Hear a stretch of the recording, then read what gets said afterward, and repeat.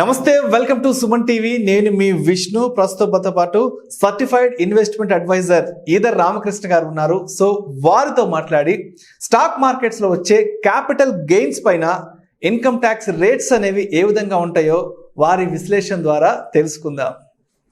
నమస్తే రామకృష్ణ గారు. నమస్కారం అండి సార్, ఎలా ఉన్నారు సార్? బాగున్నారా రామకృష్ణ గారు? అదేవిధంగా మనం చేసే అన్ని వీడియోస్లో ప్రేక్షకులు ఒక క్వశ్చన్ గురించి చాలాసార్లు అడుగుతున్నారు. ఫ్యూచర్స్ అండ్ ఆప్షన్స్ గురించి ఒక సపరేట్ వీడియో చేయండి, ప్రతి ఒక్కరు అడుగుతున్నారు. అయితే స్టాక్ మార్కెట్ గురించి మాట్లాడుకుంటున్నప్పుడు ప్రతి ఒక్కరూ కూడా ఫ్యూచర్స్ అండ్ ఆప్షన్స్ అనే ఆ సెగ్మెంట్ గురించి మాట్లాడుకుంటారు. అయితే ఒక లేమ్యాన్కైనా సరే అర్థమయ్యే విధంగా ఫ్యూచర్స్ అండ్ ఆప్షన్స్ గురించి ఈ సందర్భంగా మాకు డీటెయిల్గా తెలియచేయగలరు? ఓకే అండి. అంటే ఒక సాధారణ వ్యక్తికి కూడా మొట్టమొదటిసారిగా ఫ్యూచర్స్ అండ్ ఆప్షన్స్ అంటే మెయిన్గా డెరివేటివ్స్ అంటారు వీటిని. Okay, derivatives. ఈ డెరివేటివ్స్ ఏంటి స్టాక్ మార్కెట్లో అంటే అందరికీ కొంత షేర్స్ అంటే కొంత అవగాహన వచ్చింది. అంటే ఈక్విటీస్ షేర్స్ ఎలా కొనాలి, ఎలా అమ్మాలి, వాటి గురించి కొంత అవగాహన ఉంది. కానీ డెరివేటివ్స్ గురించి అంత అవగాహన లేదు. ఆ డెరివేటివ్స్ గురించి మీరు సాధారణ మనుషులకు అర్థమయ్యేటట్లు మీరు చెప్పమంటున్నారు. అంటే ఫైనాన్స్ ఫీల్డ్లో లేని వాళ్ళకు కూడా అర్థమయ్యే విధంగా మనం ఈరోజు డిస్కస్ చేద్దాము. అసలు డెరివేటివ్స్ అంటే మామూలు జనరల్ టర్మ్గా తీసుకున్నట్లయితే ఏ ప్రోడక్ట్కైనా డెరివేటివ్స్ ఉండొచ్చండి. అంటే ఫర్ ఎగ్జాంపుల్ మిల్క్ అనే ప్రోడక్ట్ తీసుకున్నాం. ఓకే, మనం ఈజీగా అర్థం చేసుకోవడానికి ఎగ్జాంపుల్ తీసుకుంటున్నాము. మిల్క్ అనేది ఒక ప్రోడక్ట్. మిల్క్కి సంబంధించిన డెరివేటివ్స్ చాలా ఉంటాయి. అంటే అది బటర్ మిల్క్ కావచ్చు, కర్డ్ కావచ్చు. మీరు స్టోర్లు అన్నీ దొరుకుతున్నాయి కదా ఈరోజు. All kinds of milk products అంటారు. మిల్క్ ప్రోడక్ట్స్ అంటారు, కానీ డెరివేటివ్స్ ఆఫ్ మిల్క్. దాని నుంచి వచ్చినవి, దాని నుంచి వచ్చిన వాటిని దాని డెరివేటివ్స్ అంటారు. ఓకే, అంటే మనకి మార్కెట్లో ఏం దొరుకుతుంది చూద్దాం. చీజ్ దొరుకుతుంది, బటర్ మిల్క్ దొరుకుతుంది, కర్డ్ దొరుకుతుంది, ఇంకా మిగతా ఫ్లేవర్డ్ మిల్క్స్ దొరుకుతాయి. తర్వాత గీ దొరుకుతుంది. ఇట్లా మనం తీసుకుంటే ఒక 7-8 ప్రోడక్ట్స్ మనకి ఇప్పుడే కనిపించాయి. తర్వాత మిల్క్ పౌడర్ ఉంటుంది. మిల్క్ని పౌడర్ కూడా చేస్తారు కదా. ఇవన్నిటి కూడా మిల్క్ నుంచి వచ్చిన derivatives. Okay okay okay. So ఇక్కడ మనం అర్థం చేసుకోవాల్సిన విషయం ఏంటంటే మిల్క్ ప్రైస్ని బట్టి ఈ డెరివేటివ్స్ ప్రైసెస్ మారుతూ ఉంటాయి. సింపుల్ కదా. అన్ని ప్రోడక్ట్స్ మిల్క్ నుంచి వచ్చినప్పటికీ ఈ ప్రైసెస్ మారుతాయి, కానీ అన్నిటికీ ఒకే విధంగా మారదు. ఫర్ ఎగ్జాంపుల్ ఒక లీటర్ పాలు ధర 10 రూపాయలు పెరిగింది అనుకుందాం. ఒక లీటర్ పాలు 10 రూపాయలు సడన్గా పెరిగింది అంటే 20% పెరిగిపోయింది అనుకుందాం. 20% పెరిగితే అన్ని ప్రోడక్ట్స్ 20% పెరగవు. డెరివేటివ్స్లో పెరగవు. అంటే పెరగవు. అనుబంధ ఉత్పత్తులు ఇవన్నీ ఎందుకు పెరగవు అంటే ఇప్పుడు ఫర్ ఎగ్జాంపుల్ బటర్ మిల్క్ తీసుకుందాం. దాని షెల్ లైఫ్ 3-4 రోజులే ఉంటుంది. అవును, 3-4 రోజులు చెడిపోతుంది కదా. ఇక్కడ ప్రైస్ పెరిగినా కానీ ఇది పెరగదు. కర్డ్ కూడా అంతే. కర్డ్ మ్యాక్సిమం 10 days ఉంటుంది. కాబట్టి దాని ప్రైస్ ఒక 10% పెరగచ్చు, లేదా 5% పెరగచ్చు. అదే గీ ఉందనుకోండి ఒక 8% పెరగచ్చు, 10% పెరగచ్చు. అదే మిల్క్ పౌడర్ ఉందనుకోండి 20 పెరిగిపోతుంది. ఎక్కువ రోజులు ప్రిజర్వ్ చేసుకోవచ్చు. 1 year కూడా ప్రిజర్వ్ అయినా సరే 20 పెరిగిపోతుంది. అదే చీజ్ తీసుకోండి 20-25 పెరుగుతుంది. ఎందుకంటే దాని లైఫ్ 4-5-10 years కూడా ఉంటుంది. ఓకే. సో ఈ డెరివేటివ్ ప్రోడక్ట్స్ కూడా అంతేనండి. ఓకే. ఈ డెరివేటివ్ ప్రోడక్ట్స్ స్టాక్ మార్కెట్లోకి వచ్చేటప్పటికి ఇప్పుడు రిలయన్స్ ఒక షేర్ ఉంది.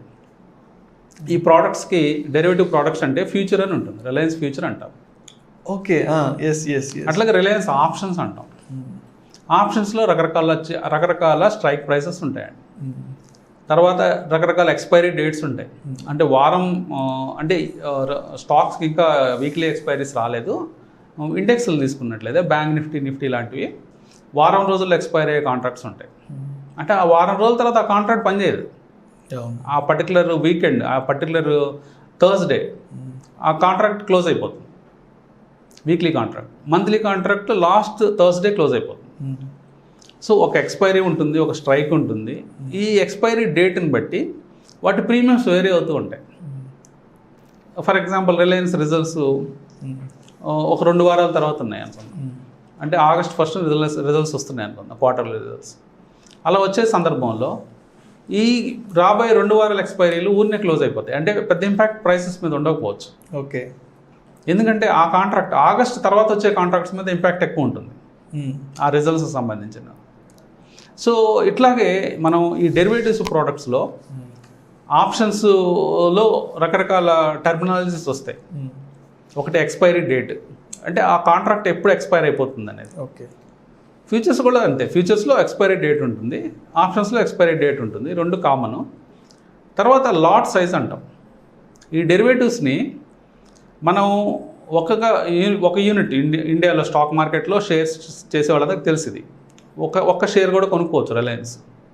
కానీ మీరు అదే రిలయన్స్ని లాట్ సైజులో కొనాల్సి ఉంటుంది డెరివేటివ్ ప్రోడక్ట్స్ ట్రేడ్ చేసేటప్పుడు.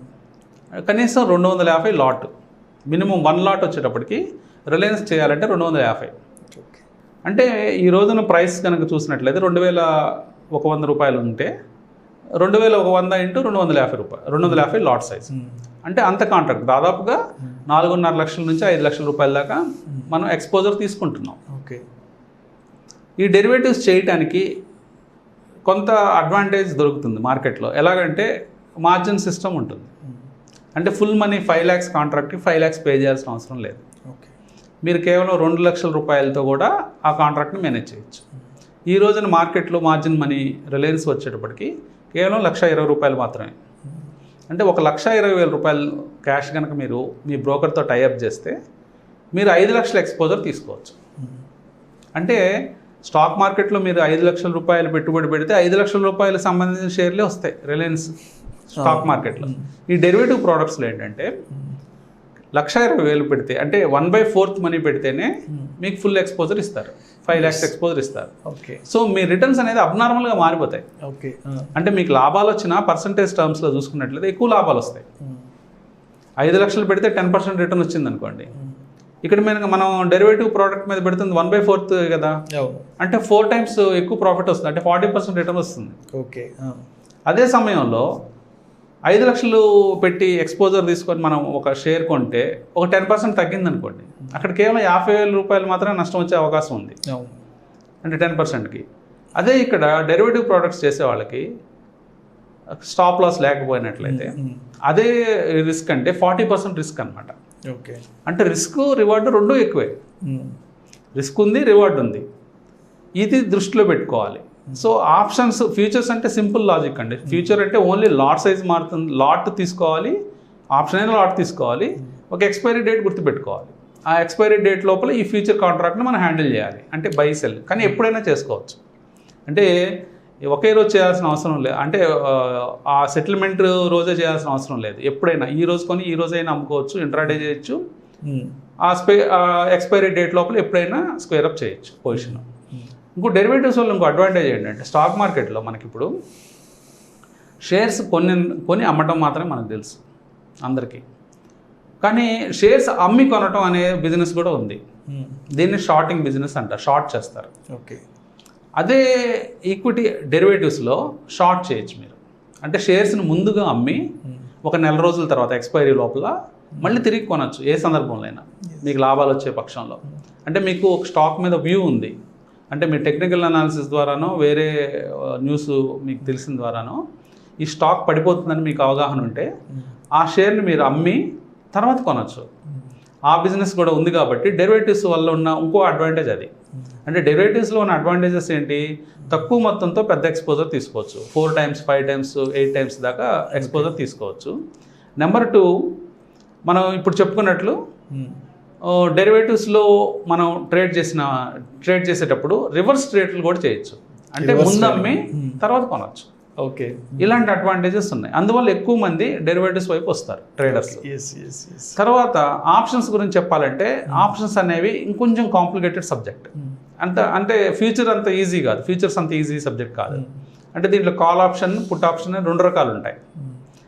ఈ ఆప్షన్స్ని బేస్ చేసుకొని, అంటే సింపుల్గా చెప్పాలంటే మీకు పైకి పెరుగుతుంది రిలయన్స్ అనే వ్యూ ఉన్నప్పుడు, ఒక స్టాక్ రిలయన్సే కావచ్చు, ఏ స్టాక్ అయినా కావచ్చు, పైకి పెరుగుతుంది అన్న వ్యూ ఉన్నప్పుడు మీరు కాల్ ఆప్షన్ కొనుక్కుంటారు. అలాగే తగ్గుతుంది అన్నప్పుడు పుట్ ఆప్షన్ కొంటారు. సో దీనికి ఇక్కడ ప్రాబ్లం ఏంటంటే ఈ ఆప్షన్ అనేది ఇన్సూరెన్స్ ప్రీమియమ్స్ లాంటివి, ఇవి డిటరేట్ అయిపోతూ ఉంటాయి ఎవ్రీడే, టైం వాల్యూ పోతూ ఉంటుంది. టైం అనేది ఈ బై చేసిన వాళ్ళకి, ఆప్షన్స్ని బై చేసే వాళ్ళకి వ్యతిరేకంగా పనిచేస్తూ ఉంటుంది. అందుకని సెల్ చేస్తారు కొంతమంది ట్రేడర్స్. సెల్లింగ్ చేసినప్పుడు వాళ్ళకి టైం డికే, అంటే టైం వల్ల వచ్చే డికే అనేది అడ్వాంటేజ్గా మారుతుంది. సో ఇది కొంచెం కాంప్లికేటెడ్ సబ్జెక్ట్ కాబట్టి కొంచెం ట్రైనింగ్ అవసరం ఉంటుందండి ఆప్షన్స్ ట్రేడింగ్లో. ఓకే రామకృష్ణ గారు, అదేవిధంగా ఇప్పుడు మీరు చెప్పినట్లు ఈ రిటైల్ ఇన్వెస్టర్స్ అనేవాళ్ళు ఫ్యూచర్స్ అండ్ ఆప్షన్స్లో రిస్క్ పాయింట్ ఆఫ్ వ్యూలో మరి వాళ్ళు ట్రేడింగ్ చేయొచ్చు అంటారా? ఈ రిస్క్ పాయింట్ ఆఫ్ వ్యూలోనే సెబీ చాలా రూల్స్ పెడుతుందండి, చాలా స్ట్రిక్ట్గా రూల్స్ని ఇంప్లిమెంట్ చేస్తుంది. మనం పీక్ మార్జిన్ రూల్స్ అని మనం ఒక వీడియో కూడా చేయడం జరిగింది. సో ఈ డెరివేటివ్స్ని వీలైనంత దూరంగా సామాన్య ప్రజలకు దూరంగా ఉంచుదామని సెబీ ట్రై చేస్తుంది. ఓకే, ఎందుకంటే రిస్క్ ఉందని, రిస్క్ ఎక్కువ ఉంది కాబట్టి.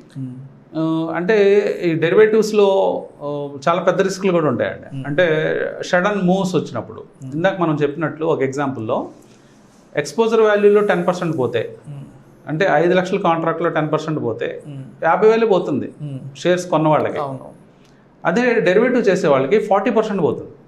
ఓకే, ఎందుకు పోతుంది? వాళ్ళు 1.25 lakhs పెడతారు, అక్కడ 50,000 పోతే ఇక్కడ 50,000 పోతుంది. అంటే 1.25 lakhsలో ఒక 50,000 పోయిందంటే 40% పోయినట్టుగా. ఓకే, సో ఎక్కువ పోతుంది, పర్సంటేజ్ పాయింట్ ఆఫ్ వ్యూలో ఎక్కువ డబ్బులు పోతాయి. అంటే చిన్న మూవ్మెంట్కే పెద్ద లాస్ ఉంటుంది. అట్లాగే ప్రాఫిట్ వచ్చినప్పుడు కూడా అలాగే వస్తుంది. 10% అప్ సైడ్ మూవ్ వచ్చినప్పుడు ఇతనికి 40% ప్రాఫిట్ వస్తుంది. అది కూడా ఉంది. అంటే డబుల్ ఎడ్జెడ్ స్వార్డ్ అనమాట. అంటే రెండు సైడ్లో పదును ఉంటుంది, లాభం వైపు పదును ఉంటుంది, నష్టం వైపు పదును ఉంటుంది. దీన్ని దృష్టిలో పెట్టుకోవాలి ఇన్వెస్టర్స్. తర్వాత రిస్క్ పాయింట్ ఆఫ్ వ్యూలో పెద్ద ఇన్వెస్టర్స్ అందరూ కూడా, అంటే వారన్ బఫెట్ లాంటి వాళ్ళు కూడా వార్న్ చేశారు రిటైల్ ఇన్వెస్టర్స్కి. ఏమని చెప్పారంటే ఈ డెరివేటివ్ ప్రోడక్ట్స్ అన్నీ కూడా మాస్ డిస్ట్రక్టివ్ వెపన్స్ అన్నారు. ఆయన కోట్ చేశారు. అంటే ఒక మాసెస్ని చంపేయడానికి ఉండే వెపన్స్ లాంటివి డెరివేటివ్స్, వాటిలో పార్టిసిపేట్ చేసే వాళ్ళని చంపేస్తారు. అది చంపడం అంటే ఫైనాన్షియల్గా అంత రిస్క్లోకి వెళ్ళిపోతారు. అంటే ఆ ప్రోడక్ట్ క్లియర్గా దాన్ని అర్థం తెలుసుకోవాలి. అంటే క్లియర్గా దాన్ని ఫుల్ నాలెడ్జ్ ఉన్నప్పుడు చేయాలి. ఆ ప్రోడక్ట్ గురించి ఫుల్ నాలెడ్జ్ లేకుండా చేసినప్పుడు ఈ రిస్క్లు ఉంటాయి. అంటే దీంట్లో రకరకాల హెడ్జ్ మెథడ్స్ ఉంటాయండి. హెడ్జ్ మెథడ్స్ అంటే ఒక పొజిషన్ ఇంకో పొజిషన్ కాంట్రా పొజిషన్స్ చేస్తుంటారు. అంటే స్ప్రెడ్స్ అంటారు. అంటే ఆప్షన్స్లో స్ప్రెడ్స్ అంటారు. అంటే ఒక సేమ్ టైప్ ఆఫ్ ఆప్షన్ని, అంటే కాల్ ఆప్షన్ ఉందనుకోండి, ఒక కాల్ ఆప్షన్ అమ్మి ఇంకో కాల్ ఆప్షన్ కొంటారు. ఓకే, అంటే దాన్ని హెడ్జ్ అనమాట. అంటే రిస్క్ని లిమిట్ చేసుకుంటారు. ఇంట్రాడే చేసేటప్పుడు మనకి ఎలాగో స్టాప్ లాస్ మెకానిజం ఉంది. ఇంట్రాడే ట్రేడ్ చేస్తాం, ఒక డెరివేటివ్ ప్రోడక్ట్ని ఇంట్రాడే చేస్తున్నాం అనుకోండి, మనం స్టాప్ లాస్ పెట్టుకొని దాన్ని మేనేజ్ చేయొచ్చు పొజిషన్ని. కానీ ఓవర్ నైట్ పొజిషన్ ఎలా మేనేజ్ చేస్తాం? చేయలేం కదా. ఓవర్ నైట్ పొజిషన్ మనం మేనేజ్ చేయలేము. అంటే ఎంత డిఫరెన్స్ వస్తుందో తెలియదు రేపు మార్నింగ్కి ఒక డెరివేటివ్ ప్రోడక్ట్ మనం తీసుకున్నప్పుడు. కాబట్టి ఏం చేయాలంటే హెడ్జ్ చేయాలి. హెడ్జ్ చేయాలంటే చాలా నాలెడ్జ్ ఉండాలి. హెడ్జ్ చేసినప్పుడు ప్రాఫిట్స్ బాగా డిమినిష్ అయిపోతాయి, అంటే బాగా తగ్గిపోతాయి. సో ప్రాఫిట్స్ని మేనేజ్ చేసుకుంటూ ప్రాపర్ రిటర్న్ లేకుండా అసలు బిజినెస్ చేయడం అనవసరం. సో ఈ ప్రాఫిట్స్ని మేనేజ్ చేయాలి అంటే మీకు కంపల్సరీగా ఒక హెడ్జింగ్ మెకానిజం అనేది, బాగా మంచి హెడ్జింగ్ మెకానిజం అని తెలిసి ఉండాలి. అంటే ఏది చేసేటప్పుడు ఎలా హెడ్జ్ చేయాలి, అంటే ఫ్యూచర్ని ఎట్లా ఆప్షన్స్తో హెడ్జ్ చేయాలి, లేకపోతే ఆప్షన్స్తో ఆప్షన్ ఎలా హెడ్జ్ చేసుకోవాలి. ఓకే, ఇవన్నీ కూడా చాలా పెద్ద సబ్జెక్ట్. ఇది అంటే కొంత ఎక్స్పర్టైజ్ వచ్చిన తర్వాత మాత్రం ఇవన్నీ చేయాలి. అంతేగాని ఈరోజు ప్రోడక్ట్ తెలియగానే ట్రేడ్ చేస్తే మాత్రం నష్టాలు వచ్చే అవకాశాలు ఎక్కువ ఉంటాయి.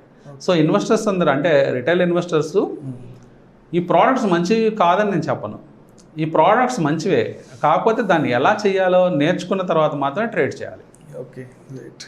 జస్ట్ ఇప్పుడు ఎట్లా చేస్తుంటారంటే ఎక్కడో చెప్పారని, ఎవరో చెప్పారని జస్ట్ కాల్ కొన్నాము, పుట్టుకున్నాము, తర్వాత ఏమవుద్దని అడుగుతారు. జస్ట్ అలా సింపుల్ బయింగ్ చేయటం వల్ల లాస్ వచ్చే అవకాశం ఉంటుంది. అంటే మళ్ళీ వాళ్ళు ఫాలో అప్, ఆ కాల్ కొన్నాము, పుట్టుకున్నాము అన్నప్పుడు దాని ఫాలో అప్ డెసిషన్ కూడా వాళ్ళకి రావాలి అదే వ్యక్తి దగ్గర నుంచి. సో ఇలా రాని పక్షంలో ఏమవుతుందంటే వాళ్ళు ఎక్కడే పొజిషన్ క్లోజ్ చేసుకోవాలో తెలియదు. ఈ బయింగ్ పార్ట్లో యూజువల్గా లాసెస్ ఎక్కువ వస్తాయి. అంటే 90% ఆఫ్ ద టైం లాస్ వస్తుంది. అంటే రిటైల్ ఇన్వెస్టర్స్ దగ్గర చిన్న మొత్తాలు ఉంటాయి. జనరల్గా ఆప్షన్స్లో బయింగ్ సైడ్ వైపు వెళ్తారు, చిన్న మొత్తాలతో ఎక్కువ డబ్బు సంపాదిద్దాం. సో వీళ్ళందరూ ఏం చేస్తున్నారంటే కాల్ ఆప్షన్స్ని, పుట్ ఆప్షన్స్ని ఒక లాటరీ టికెట్స్ లాగా మార్చుకొని ఏదో లాటరీ వస్తుందేమో అన్నట్టుగా, పోతే 5,000 కదా, 10,000 కదా అని ట్రేడ్ చేస్తున్నారు. కానీ ఆ 10,000 కూడా పోతాయి 90% ఆఫ్ ద టైం. ఓకే, వచ్చినప్పుడు రావచ్చు 40,000, కానీ 9 సార్లు పోగొట్టుకొని ఒకసారి వస్తే అది మ్యాచ్ కాదు. మ్యాచ్ కదా, కరెక్టే. కాబట్టి ప్రాపర్గా నేర్చుకున్న తర్వాత మాత్రమే ఈ ప్రోడక్ట్స్ని అటెంప్ట్ చేయమని చెప్తాను. ప్రాపర్ హెడ్జింగ్ మెకానిజమ్స్ తెలియాలి. హెడ్జింగ్ మెకానిజమ్స్ కూడా డైనమిక్గా చేయటం నేర్చుకోగలగాలి. అది ఓన్లీ ఎక్స్పీరియన్స్ ద్వారా వస్తుంది. ముందు ప్రాపర్ ట్రైనింగ్ అయిన తర్వాత చిన్నగా 1 లాట్ అరలాట్తో 1 లాట్తో ట్రేడ్ చేసుకొని ఒక కొంత పీరియడ్ తర్వాత, అంటే 1 or 2 years పీరియడ్ తర్వాత కొద్ది హ్యూజ్ అమౌంట్స్తో, అంటే అప్పటికి ఎక్స్పర్టైజ్ వస్తుంది కాబట్టి హ్యూజ్ అమౌంట్స్తో చేసుకోవాలని చెప్తాను. అప్పటిదాకా చాలా జాగ్రత్తగా చూడాలి ఆ ప్రోడక్ట్స్ని. అంటే ఆ ప్రోడక్ట్స్లో రిస్క్ ఉంది. ఆ రిస్క్ని ఎలిమినేట్ చేసే విధానం కూడా ప్రోడక్ట్స్లో ఉంది. ఈక్విటీ పోర్ట్ఫోలియోలో మనం దాన్ని హెడ్జ్ చేయాలంటే ఏమి ఉండదండి. ఇన్వెస్ట్మెంట్ లాంగ్ టర్మ్లో ఈ డెరివేటివ్ ప్రోడక్ట్స్లో మనకి హెడ్జింగ్ మెకానిజమ్స్ ఉన్నాయి. ఓకే, ఉన్నాయి కాబట్టి దాన్ని ఎలా చేయాలి అనేది అది నేర్చుకోవాలి. అదొక big subject. Right. Thank you Ramakrishna గారు. ఇవాళ మా ప్రేక్షకుల కోసం ఈ స్టాక్ మార్కెట్లో ఉండే ఈ క్యాపిటల్ గెయిన్స్ పై ఉండే ఇన్కమ్ ట్యాక్స్ రేట్స్ గురించి, అదేవిధంగా ఫ్యూచర్స్ అండ్ ఆప్షన్స్ గురించి వివరంగా తెలియజేసినందుకు thank you sir. Thank you అండి.